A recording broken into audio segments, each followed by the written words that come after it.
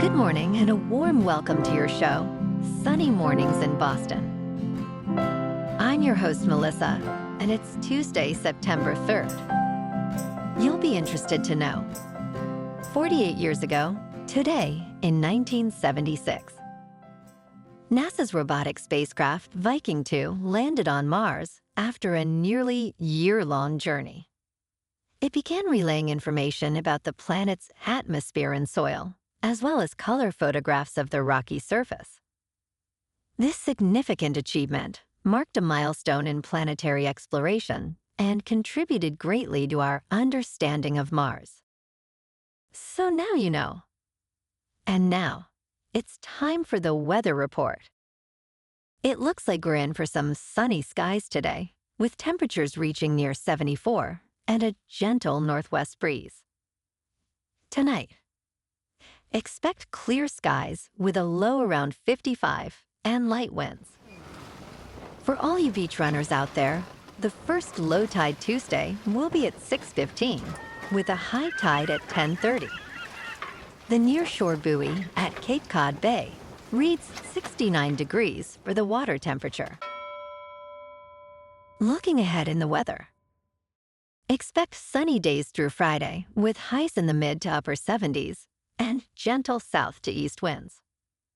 Nights will be clear to mostly clear, with lows in the upper 50s. Rain showers are possible late Friday and Saturday, with mostly cloudy skies.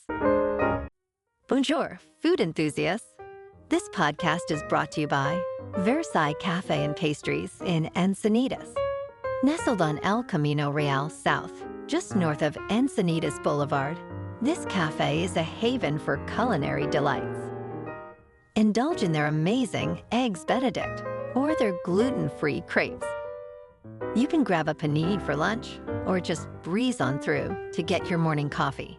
They are open every day from 8 to 5. So stop on by and don't forget to tell them Sunny Morning sent you. In local news, retired flight attendant Polly Veneto is honoring 9/11 victims in a unique way by pushing a beverage cart from Boston to Ground Zero in New York City.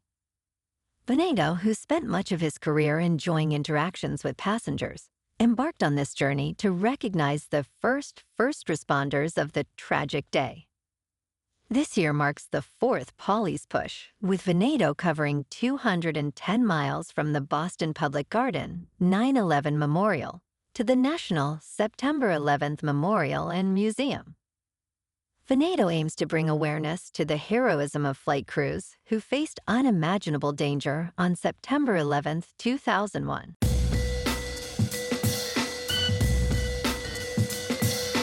Now on to sports. A series of posters appeared in Philadelphia on Monday, depicting Vice President Kamala Harris in an Eagles helmet, declaring her the official candidate of the NFL team. However, the Eagles state the posters are counterfeit. The team is working to remove these misleading political ads.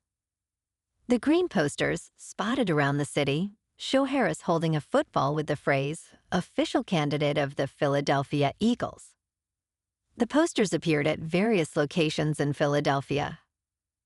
An NFL team endorsing a candidate is unusual, as the league promotes a nonpartisan initiative. In local sports, yesterday Boston College football opened their season with a solid 28-13 victory over Florida State. Thomas Castellanos threw for 106 yards, while Kai Robichaud added 95 yards on the ground. The Eagles' defense played well, holding the Seminoles to just 13 points. In baseball, the Red Sox were defeated 4-1 by the New York Mets at Citi Field.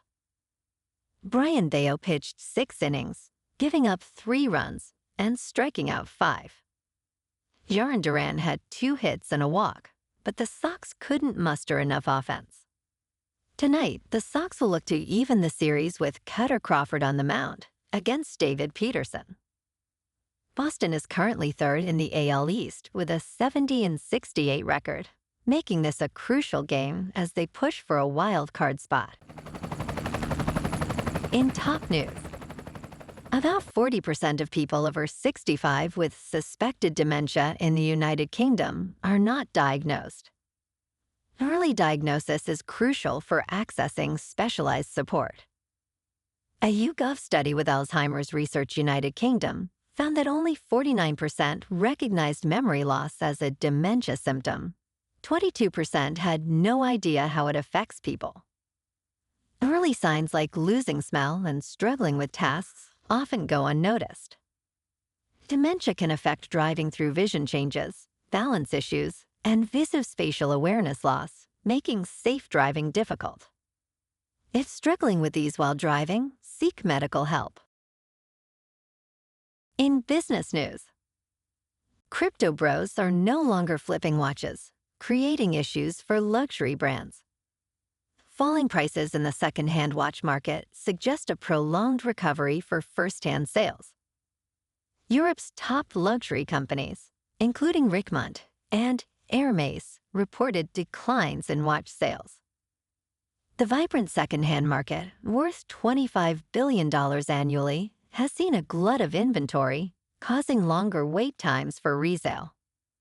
Speculators who once drove up prices have pulled back. While certain brands like Patek Philippe benefit from pent-up demand, others face a mixed outlook. 9 consecutive quarters of falling values are challenging for luxury watchmakers.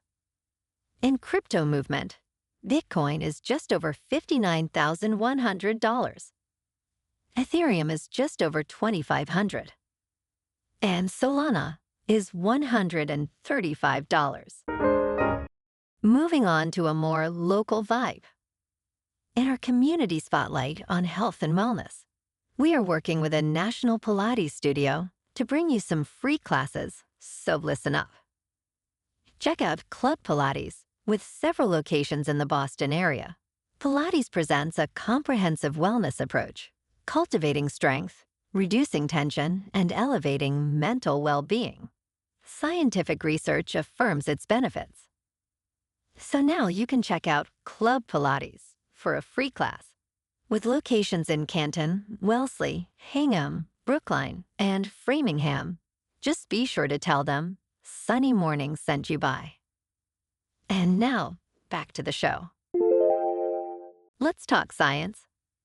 Scientists have identified the gene responsible for thorns in plants like roses, raspberries, and blackberries. Known as prickles, these defenses evolved independently in various species. Researchers found that the gene coding for thorns, called lonely guy or log, is consistent across different plant families. This discovery, published in the journal Science, reveals that the thorny trait evolved at least 28 times over 400 million years. Using CRISPR technology, scientists have engineered thornless varieties of tomatoes and roses, potentially making gardening and harvesting easier and more accessible.